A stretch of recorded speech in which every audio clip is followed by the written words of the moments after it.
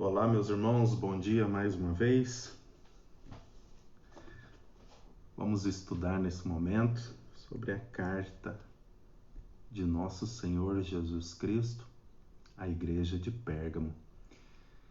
Essa carta ela tem assim algumas coisas bastante aterradoras, causam medo, mas ela termina com um tom peculiar da graça, da misericórdia de nosso Senhor Jesus Cristo. E eu quero deixar essa finalização para a conclusão do nosso estudo sobre essa carta a Pérgamo. E eu convido você a abrir a palavra de Deus comigo lá em Apocalipse, no capítulo 2, verso de número 12 em diante. Apocalipse 2, versos 12 em diante. Carta à igreja de Pérgamo. Aproveite, se você ainda não teve condições de fazer isso, reúna sua família aí com você onde você está, na mesa, no sofá da sua casa, na cama onde você está. Abram juntos a palavra de Deus e aproveitem esse momento para juntos buscarem a face de Deus e a instrução da parte do Senhor. Apocalipse 2, versos 12 em diante. Diz assim a palavra de Deus: Ao anjo da igreja em Pérgamo escreve: Estas coisas diz aquele que tem a espada afiada de 2 gumes. Conheço o lugar onde você mora, que é o lugar onde está o trono de Satanás.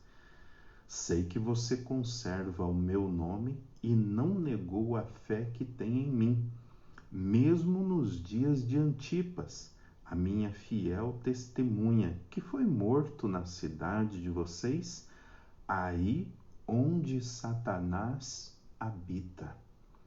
Tenho, porém, contra você algumas coisas. Está aí em seu meio os que sustentam a doutrina de Balaão, o qual ensinava Balaque a armar ciladas diante dos filhos de Israel para que comessem coisas sacrificadas aos ídolos e praticassem a prostituição. Além disso, estão também aí no seu meio os que seguem as doutrinas dos nicolaítas. Portanto, arrependa-se, senão irei até aí sem demora e lutarei contra eles com a espada da minha boca. Quem tem ouvidos, ouça o que o Espírito diz às igrejas. Ao vencedor darei do maná escondido.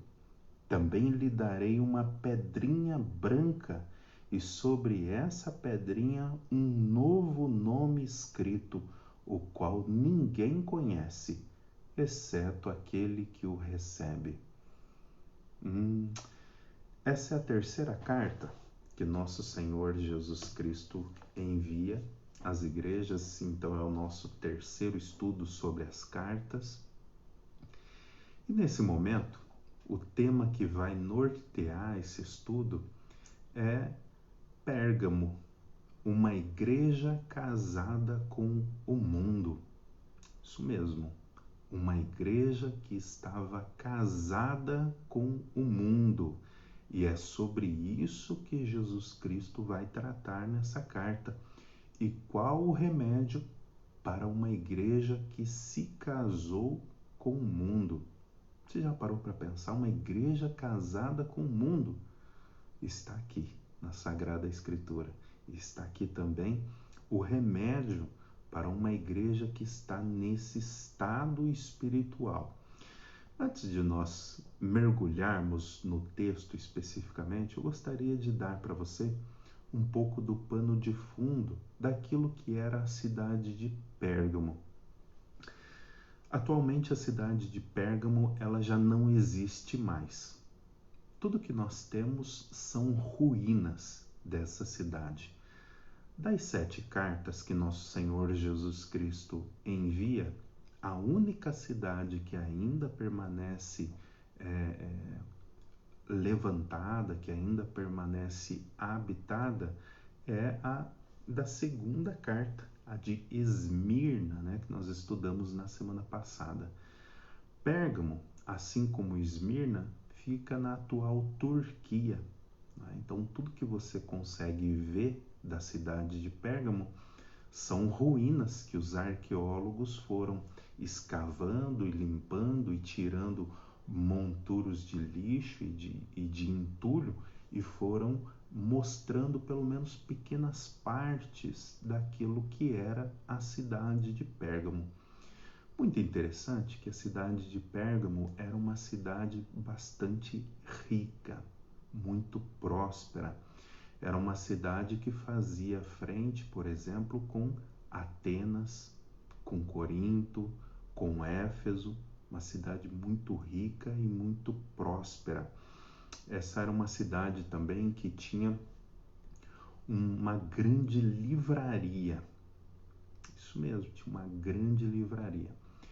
No Egito, eles aprenderam a escrever os seus livros naquilo que nós chamamos de papiros, que são uma espécie de folha de papel.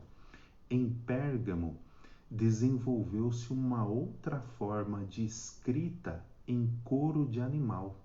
Então, eles tiravam o couro do animal, limpavam, colocavam ao sol e deixavam em um ponto específico para poderem escrever naquele couro de animal. Desse couro em que era escrito, deu-se o nome então de pergaminho. Então, pergaminho vem do nome da cidade, Pérgamo, onde foi criado esse tipo de material para a escrita. Então, uma cidade muito inteligente, muito rica. Havia também nessa cidade um anfiteatro muito grande. Pérgamo significa exaltado. Desse anfiteatro que foi criado, se você subisse, quanto mais alto você subisse, você conseguiria ver a cidade inteira lá embaixo. Até hoje, se você, dependendo dos vídeos que você pegue para olhar, ou se você entrar aí no Google Maps, né, e conseguir ir até o ponto certinho, você consegue virar-se e ver a cidade inteira lá embaixo. Então, uma cidade que tinha aí os seus livros, tinha aí o seu anfiteatro enorme, uma cidade muito rica. Também uma cidade que tinha aí uma espécie de spa. Isso mesmo. Aqueles grandes empresários de Roma, quando estavam estafados pelo trabalho, eles iam até Pérgamo e lá então eles eram tratados por médicos de excelência que tinham lá. Então, às vezes, eles tomavam banho de lama, banho em água quente, banho em água fria. Havia muitas espécies de medicamentos também. Estes homens poderiam relaxar de inúmeras formas que você possa imaginar. Poderiam também ler livros na grande biblioteca de Pérgamo, poderiam tirar momentos de grande descanso. Inclusive, na cidade de Pérgamo, havia um deus que o símbolo desse deus é aquele símbolo que está no jaleco dos médicos. Você já percebeu que quando a gente vê um médico, ele tem um símbolo no jaleco, né, que é uma espécie de uma cobra? Isso mesmo. Esse símbolo nasce também em Pérgamo e lá era adorado este Deus. Passando agora a olhar para essa questão dos templos, então, em Pérgamo havia muitos templos pagãos. Esse deus da medicina era adorado ali. Zeus também tinha um templo específico e era o maior de todos os templos. Era o templo que foi dedicado a Zeus, um deus pagão e que hoje está em Berlim. Esse templo foi escavado, foi removido e as suas ruínas foram levadas para Berlim. Está lá até o dia de hoje. Outros deuses também eram adorados na cidade de Pérgamo, deuses menores, de menos importância. Havia também em Pérgamo algo muito interessante, estátuas do imperador, espalhado por toda a cidade. Então, o imperador, ali na cidade, também era adorado como um deus. Estava ali a estátua e quem passasse por ali prestava sua adoração ao Senhor Deus, o imperador. Dado então esse pano de fundo para nós, agora eu quero entrar no texto e olhar com você algumas coisas bastante específicas que nós temos no texto e que já podem ser respondidas com esse pequeno pano de fundo que foi dado. Convido você a olhar comigo já Cristo falando então a esta igreja no verso 12, e ele diz: ao anjo da igreja em Pérgamo escreva: estas coisas diz aquele que tem a espada afiada de 2 gumes. Estas coisas que serão ditas são ditas por aquele que tem a espada afiada de 2 gumes. Continua o texto, e se você olhar comigo lá no verso de número 16, ele diz algo mais a respeito deste que tem a espada afiada de 2 gumes. Olha lá no verso 16, ele diz assim: portanto, arrependa-se, senão irei até aí sem demora e lutarei contra eles com a espada da minha boca. Então ele se apresenta como aquele que tem a espada afiada de 2 gumes e depois diz que se não houver arrependimento, se não houver retorno, ele irá até aquela cidade e vai entrar em combate com aqueles que ali estão com a espada afiada da sua boca. Eu quero que você faça o seguinte agora comigo. Vá comigo até Hebreus no capítulo 4. Hebreus no capítulo 4.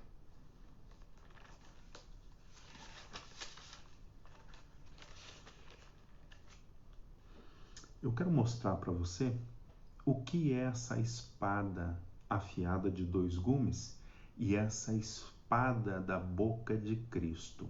Tudo bem? Obviamente, nós não podemos entender isso de uma forma literal. Antes é uma imagem que está sendo passada ali.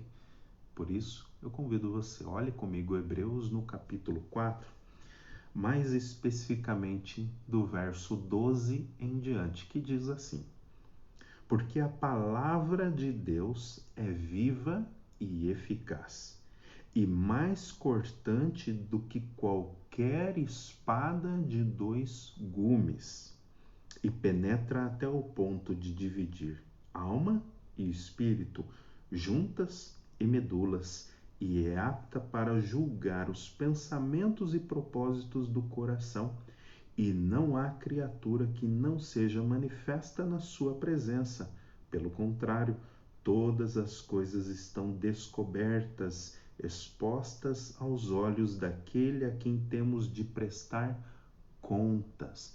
Perceba que Hebreus capítulo 4 mostra que esta espada da qual Cristo se refere não é outra coisa senão a palavra poderosa de Deus. Isso mesmo, a palavra poderosa de Deus é tão poderosa quanto uma espada de combate. Efésios no capítulo 6, verso 17, também nos mostra que essa espada é a palavra de Deus. Eu convido você, vá comigo até Efésios no capítulo 6, verso 17. E diz assim: usem também o capacete da salvação e a espada do Espírito, que é a palavra de Deus. Olha aí, usem também lá o capacete da salvação e a espada do Espírito, que é a palavra de Deus. Então, essa palavra que Cristo está falando para nós em Apocalipse 2 é a sua palavra. Isso, essa espada, né, que ele está se referindo é a sua palavra. É com ela que ele vai combater os inimigos do povo de Deus. Não é que Cristo tem uma espada de fato literal na sua mão ou então saindo da sua boca e vai lutar com seus inimigos dessa maneira. Não. Ele vai lutar com os seus inimigos e com os inimigos do povo de Deus unicamente com a sua palavra. Da mesma maneira que Deus falou e tudo foi criado, ele vai falar e os seus inimigos então serão destruídos. Perceba a força e o poder então que está em Deus.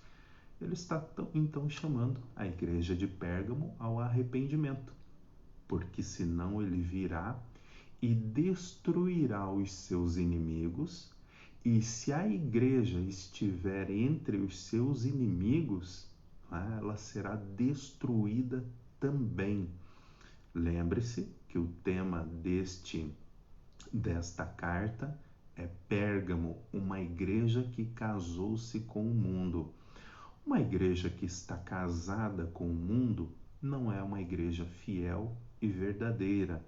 Antes, é uma igreja que será ceifada com o mundo igualmente. Por isso, Cristo a chama ao arrependimento, porque senão no combate, esta igreja estará junto e será destruída junto. Tá ok?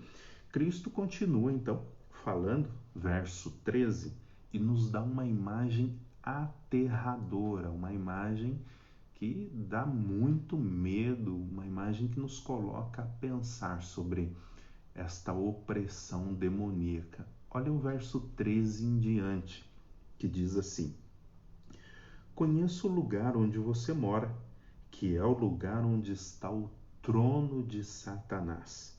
Sei que você conserva o meu nome e não negou a fé que tem em mim, mesmo nos dias de Antipas, a minha fiel testemunha, meu fiel, que foi morto na cidade de vocês, aí onde Satanás habita. Cristo, então, depois de se apresentar, faz um elogio breve a essa igreja. Essa igreja estava conservando, preservando o nome de Cristo, ok? Também havia na cidade já um mártir identificado aqui como Antipas. É o que significa fiel testemunha. A palavra testemunha no grego é mártir, alguém que morre pela sua fé. Então perceba que nessa igreja haviam algumas pessoas que mantinham a sua fidelidade ao Senhor, que não negavam o Senhor. Então isso Cristo está contando como algo positivo nessa igreja. Ele vai dizer que a cidade onde a igreja está instalada tem o trono de Satanás. Você já parou para pensar nisso? O trono de Satanás na cidade onde a igreja está. O que é que Cristo está querendo dizer com isso? Pois bem, agora nós precisamos nos lembrar das imagens que eu dei para vocês logo na introdução. Lembra que eu falei que nessa cidade de Pérgamo haviam muitos templos pagãos? Cristo parece estar se referindo ao templo que foi levantado a Zeus na cidade.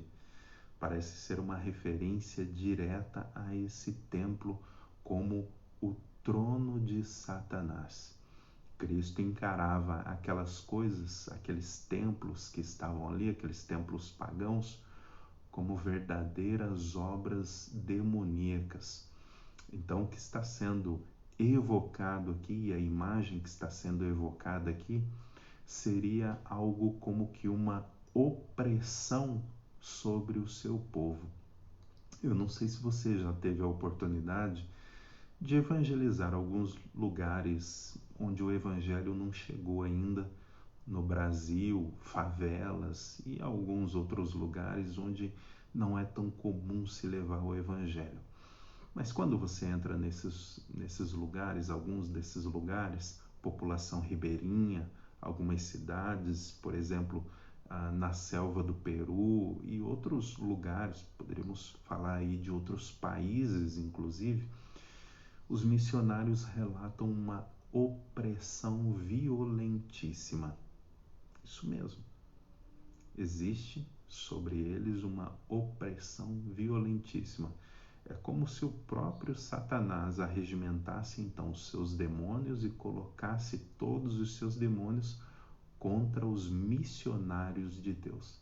Existem outras cidades também no Brasil onde se percebe uma opressão violentíssima, onde há estupros de crianças, onde há estupros de mulheres, homossexualismo, tantas outras bestialidades que quando os missionários chegam para levar a palavra de Deus, eles sentem uma opressão maligna sobre eles, muito comum.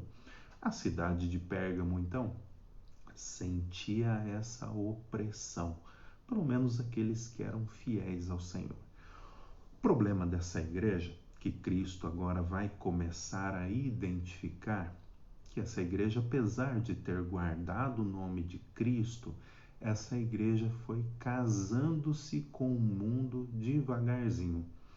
Por conta dessa opressão, a igreja começou a ceder devagarzinho a certos pedidos e a certos mandos e desmandos da sua época. Ela começou, por exemplo, a participar de determinadas festas que evocavam deuses estranhos. É por isso que o verso 14 começa a tratar, por exemplo, de Balaão. Olha lá comigo. Tenho, porém, contra vocês algumas coisas. Estão aí no meio de vocês os que sustentam a doutrina de Balaão, o qual ensinava Balaque a armar ciladas diante dos filhos de Israel para que comessem coisas sacrificadas aos ídolos e praticassem a prostituição. A igreja começa a ceder devagarzinho às vontades do mundo até se casar com o mundo. Em Números, no capítulo 22 em diante, nós temos a história de Balaão. Balaão começa como um profeta do Senhor e ele começa bem, até que ele se corrompe por dinheiro e então ele vai ser destruído por causa do seu pecado. Balaão tenta de diversas formas, através da solicitação de Balaque, que era o rei, trazer uma maldição sobre os filhos de Israel. Em todos os momentos, Deus proíbe que Balaão traga essa maldição sobre os filhos de Israel. Balaque pede para Balaão, pede insistentemente, pede de novo e de novo e de novo, e Balaão tenta de diversas formas amaldiçoar o povo de Deus, e Deus não permite, porque ninguém pode amaldiçoar aquilo que Deus abençoou. Nunca se esqueça disso. Ninguém pode amaldiçoar aquilo que Deus abençoou. Portanto, nós vemos na vida de Balaão alguém que devagarzinho foi cedendo também à pressão do seu tempo. Balaão ensina a Balaque que não será possível amaldiçoar o povo de Deus. E a única forma de corromper este povo é fazendo com que esse povo participe de festas pagãs. Isso mesmo, fazendo com que esse povo participe de festas pagãs. Traziam então o povo de Israel, convidavam o povo de Israel a participar de festas que eram oferecidas aos seus deuses e não ao Deus que libertou Israel do Egito. Em meio a estas festas, os homens de Israel eram então seduzidos pelas mulheres moabitas, pelas mulheres então do reino de Balaque. E as mulheres de Israel eram seduzidas pelos homens. Foi dessa maneira que Balaão ensinou a Balaque trazer a ira de Deus sobre o povo de Israel. Quando houve êxito, então, Deus matou entre o povo de Israel 24.000 homens. Pensa então na grande desgraça que foi para o povo de Israel as instruções de Balaão. Nós vemos novamente em Apocalipse 2 a mesma luta. O povo da igreja de Pérgamo havia se envolvido com festas pagãs. As pessoas da igreja estavam se envolvendo com pessoas do mundo. As mulheres da igreja foram seduzidas por homens dos templos pagãos. E os homens da igreja de Pérgamo começaram a ser seduzidos pelas mulheres dos templos pagãos. Naqueles dias era muito comum cultos de fertilidade, cultos onde você tinha prostitutas cultuais e então as pessoas iam até esses templos e ofereciam culto através do sexo. Os homens e as mulheres da igreja começaram então a ceder a festas, festas mundanas, festas regadas a bebidas, festas regadas a culto a deuses estranhos, e Jesus, com seu olhar preciso, coloca então a espada exatamente no ponto onde a igreja está falhando.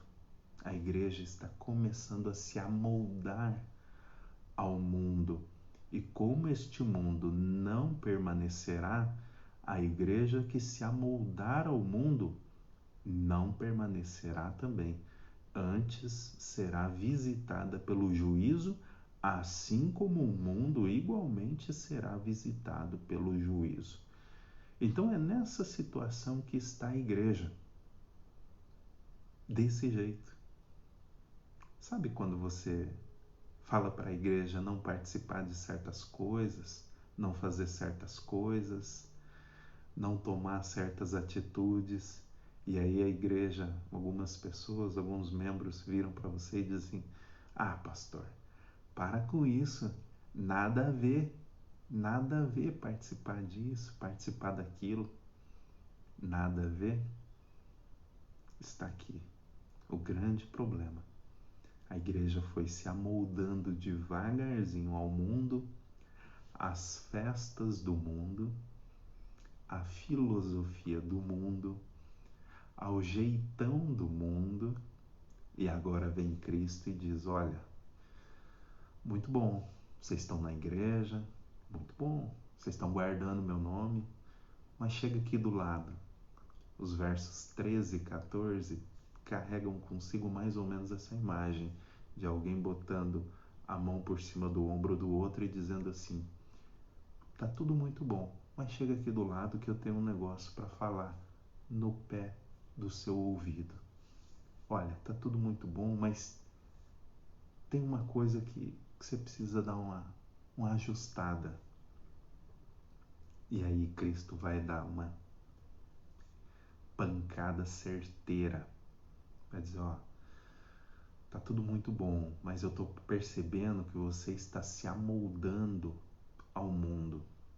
Estou percebendo que as festas do mundo estão atraindo você. Estou percebendo que você está se encantando pelas mulheres do mundo.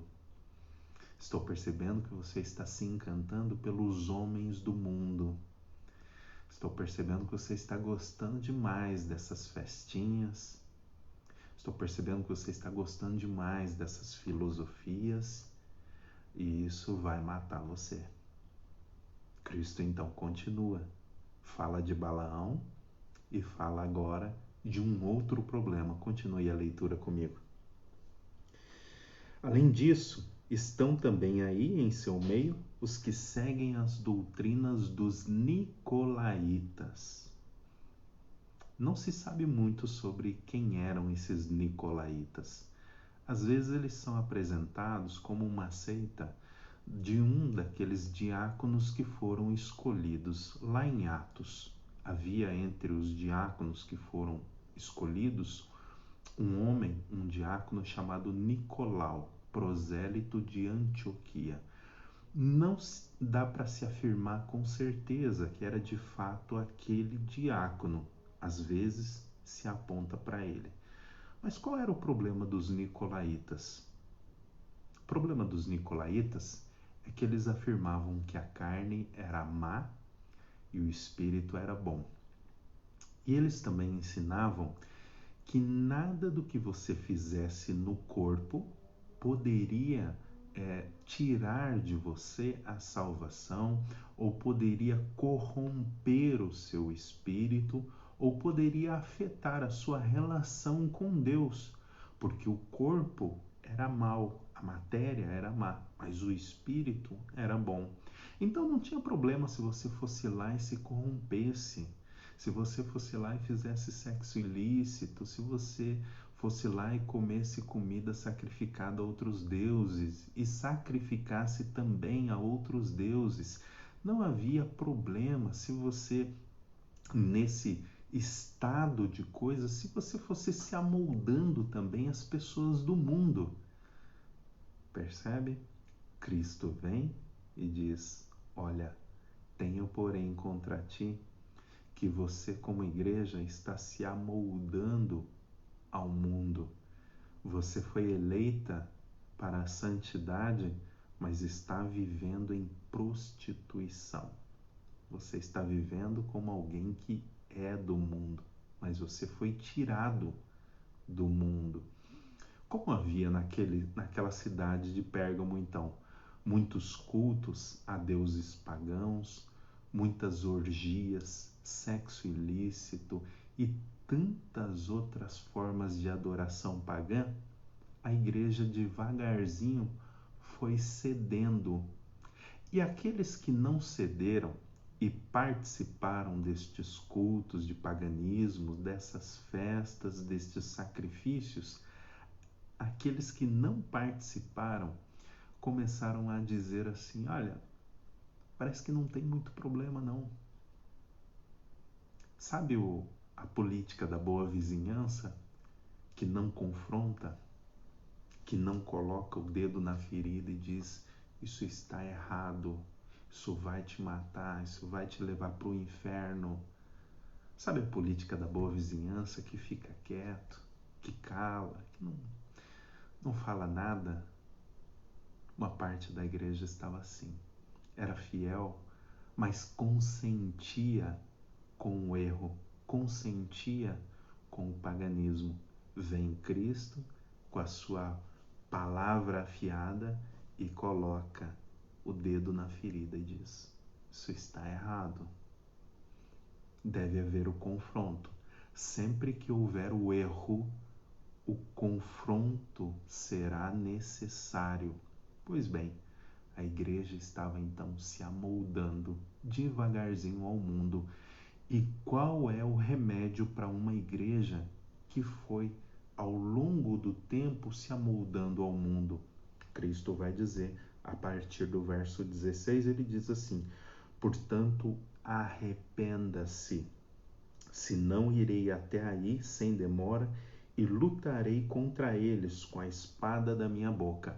Pois bem, se esta igreja está se amoldando ao mundo e se integrou ao mundo, quando Cristo vier e destruir o mundo, esta igreja que se amoldou ao mundo será igualmente visitada pelo juízo. Olha que grande ameaça que Cristo lança. Se uma igreja se parece com o mundo e se amolda ao mundo, quando ele vier para destruir o mundo, esta igreja será visitada igualmente pelo juízo. Pastor, qual o remédio então para uma igreja nesse estágio? Ele disse no verso 16: arrependa-se e volta. Arrependa-se e volta. Portanto, meus amados irmãos, existem determinadas festas que para a igreja não fica bem, não. Entendeu? Existem determinadas coisas, determinados lugares onde você vai que Cristo está olhando para você e está fazendo assim, ó. Você está fazendo gol contra. Você está pisando na bola.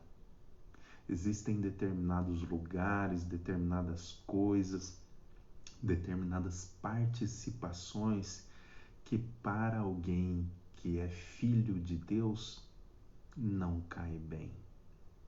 Existem certas práticas que para um filho, uma filha de Deus, fica esquisito. Eles não devem ser encontrados nesse meio. O povo de Deus em Pérgamo está em meio a cultos idólatras, cultos onde há sexo ilícito, orgia, vagabundagem da grande, bebida aos montes, sacrifícios a Deus, filosofias pagãs. O povo de Deus está lá envolvido e Cristo vai e diz assim, ó, se eu fosse você, eu saía daí, porque você não é daí. Uma hora vai dar problema. A mesma coisa Deus diz para nós hoje através da sua palavra. Existem certas coisas que não vai bem. Sabe como é que é? Existem certos lugares, baladinha, sabe como é que é? Aquela baladinha que você gosta. Deus está falando hoje com você através dessa palavra. E não é uma palavra de carapuça, não, porque você sabe que eu estou expondo sequencialmente, então chegou na hora de falar disso. Existem certas baladinhas que você vai, que você permite que os seus filhos vão, que você permite que a sua esposa vá, que Cristo hoje está botando o dedo na sua ferida, está dizendo assim, ó, para com isso. Isso aí é filosofia mundana. Isso aí é característica de quem não se converteu. Isso é característico de quem não é crente. Isso não serve para você. Volta. Se arrepende e volta. Deixa isso aí. Deixa essas filosofias, deixa esses lugares e volta. Esse é o remédio apresentado por Cristo. Abandona aquilo que é mal e volte-se para aquilo que é bom. Volte-se para aquilo que é santo. Volte-se para aquilo que é puro. Pastor, mas eu vou lá, mas não tem problema nenhum, pastor. Tem homem beijando homem lá, mas eu nem tenho nada a ver com isso. Tem mulher beijando mulher lá, mas eu nem tenho nada a ver com isso.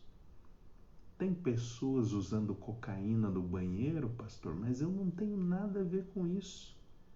Tem pessoas fazendo sexo lá no banheiro, mas eu não tenho nada a ver com isso, pastor. Eu vou lá só para curtir uma música.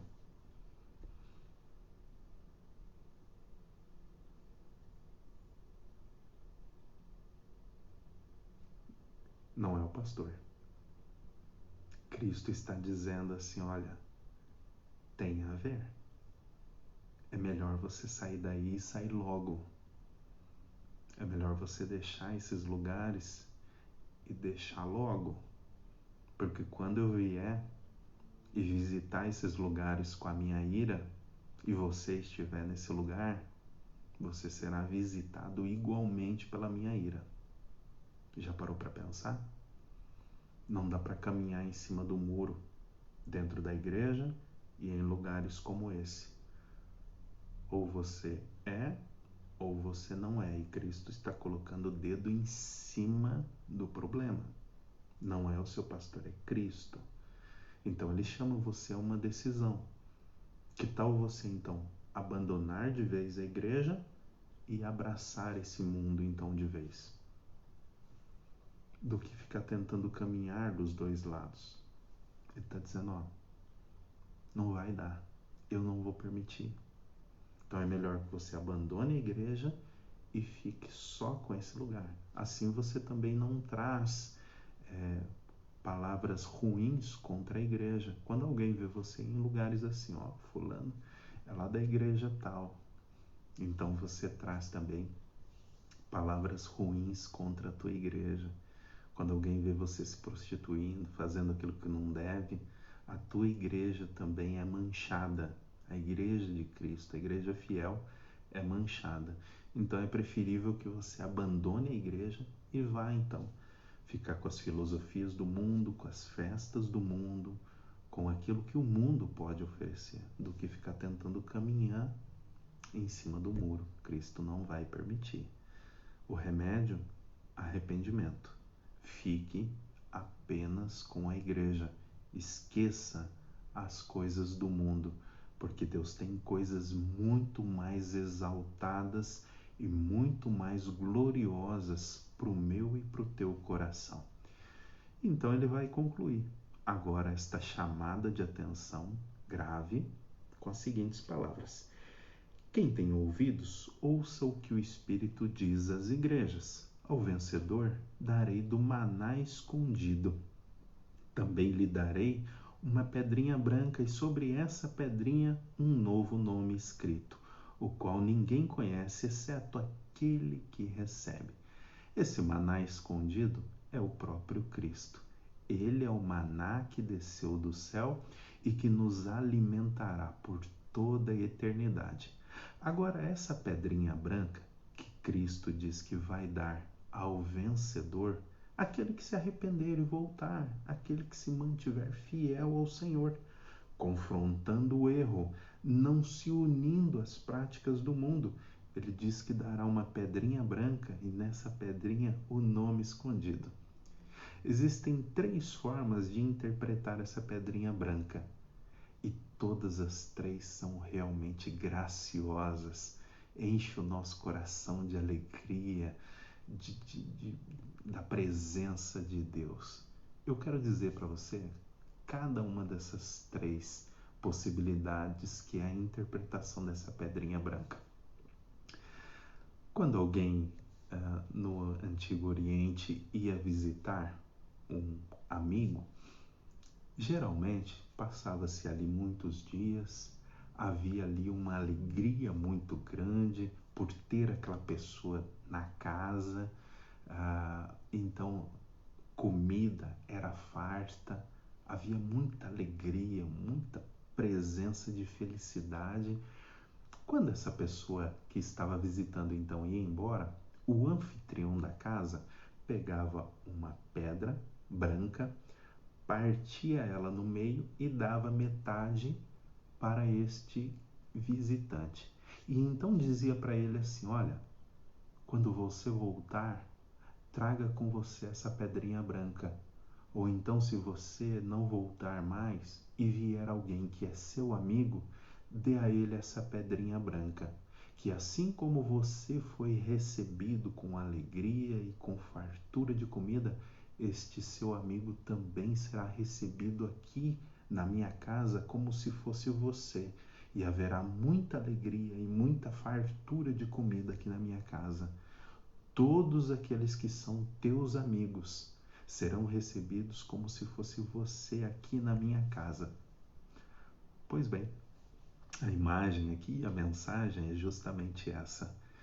Quando nós chegarmos nos céus, seremos recebidos com toda esta alegria, com toda esta fartura na presença de Deus, porque o nosso anfitrião é Cristo Jesus. Então haverá toda esta alegria, toda esta fartura de comida e toda esta felicidade plena quando nós entrarmos nos céus. Essa é a primeira imagem. A segunda imagem, que também pode ser igualmente utilizada aqui, é que quando haviam julgamentos no Antigo Oriente, carregava-se uma pedrinha branca e uma pedrinha preta, e elas ficavam com o juiz.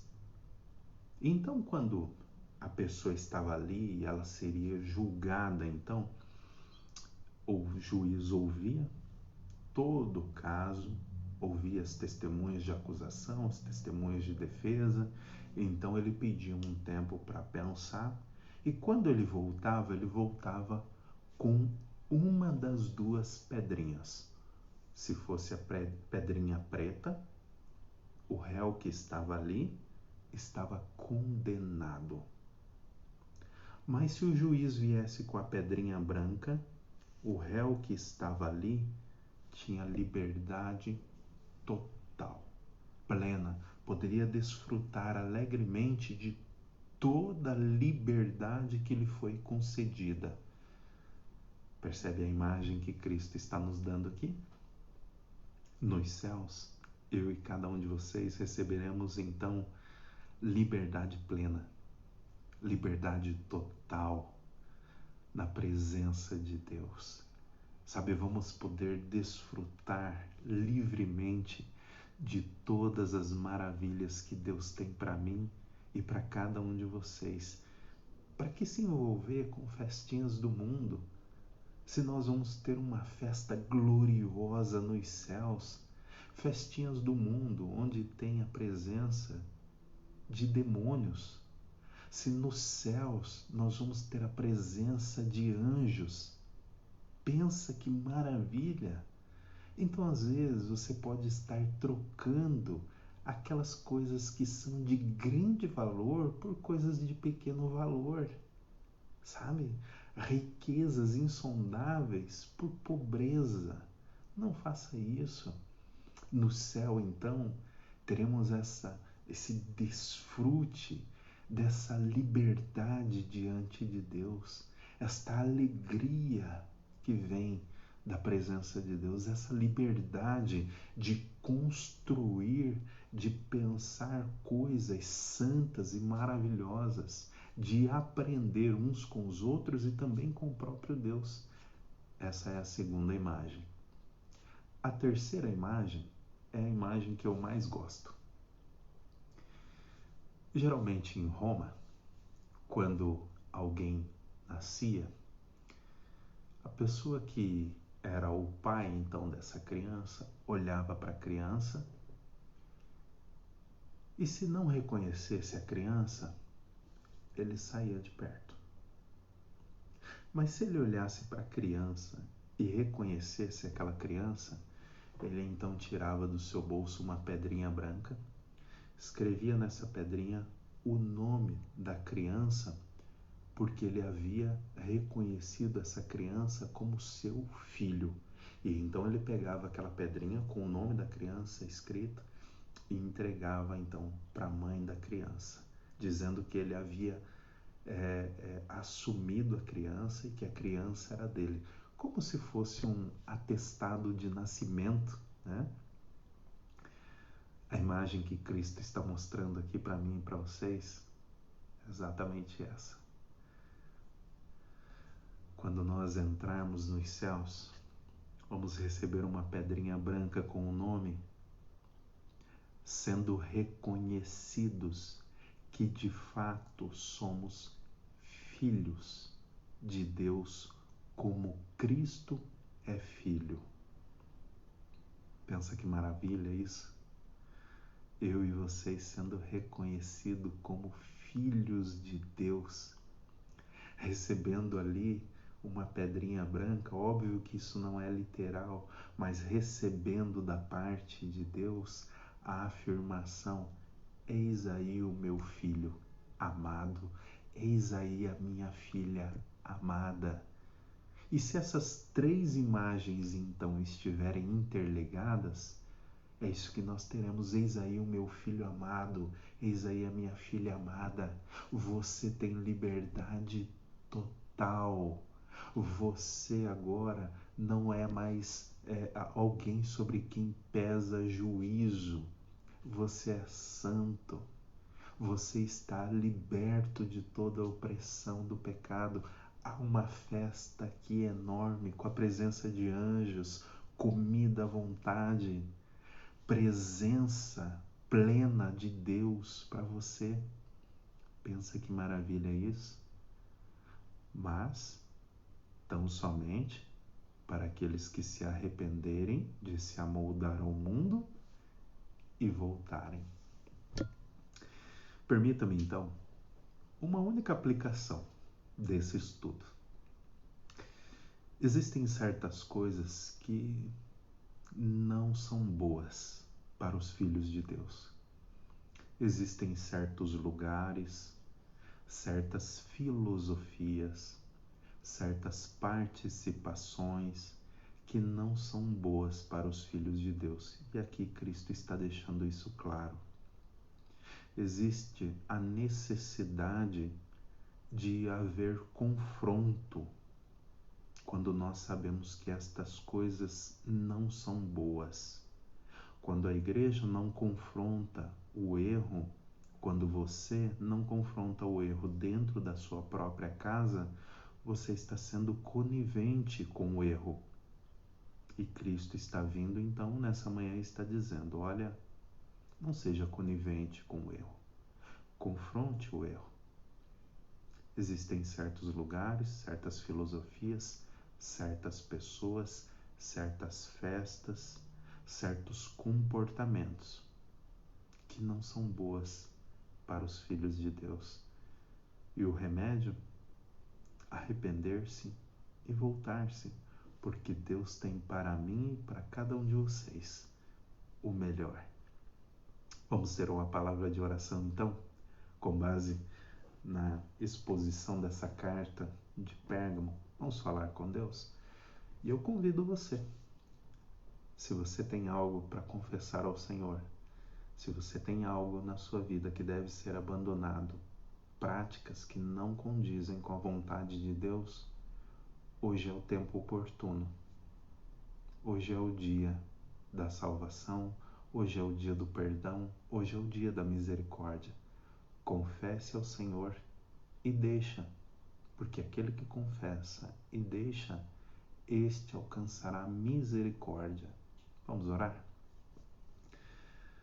Papai, nós louvamos o Teu nome, pela Tua palavra que nos ajuda, que nos instrui, que nos orienta, ó Deus, que nos exorta, que nos corrige. Palavra esta que quer o nosso bem, ó Deus. Por isso nós louvamos o Teu nome. Muito obrigado, Pai, pela Tua instrução. Dá-nos força, ó Deus, para rejeitarmos tudo aquilo que, ó Deus, não glorifica Teu nome. Tudo aquilo, ó Pai, que para nós serve de perdição, Senhor. Nos ajuda a rejeitar, Pai, tudo aquilo que deve ser rejeitado, Senhor. Tudo aquilo que te ofende, tudo aquilo que entristece ao Senhor. Não nos deixa, ó Deus, sermos pegos pelas filosofias do mundo, abraçarmos os cultos do mundo, as filosofias mundanas, ó Deus, as práticas do mundo.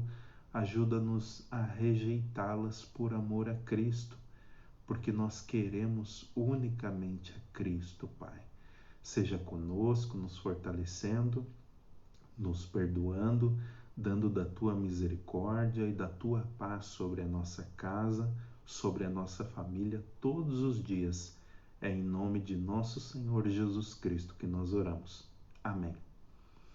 Amém, meus amados irmãos. Espero que Deus tenha falado ao seu coração nessa manhã, instruído você e alimentado você.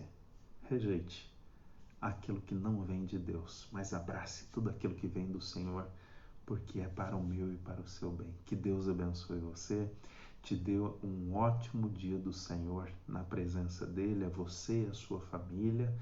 E hoje, às 7 horas da noite, nós voltamos então com a continuidade da exposição do Salmo 9. Que Deus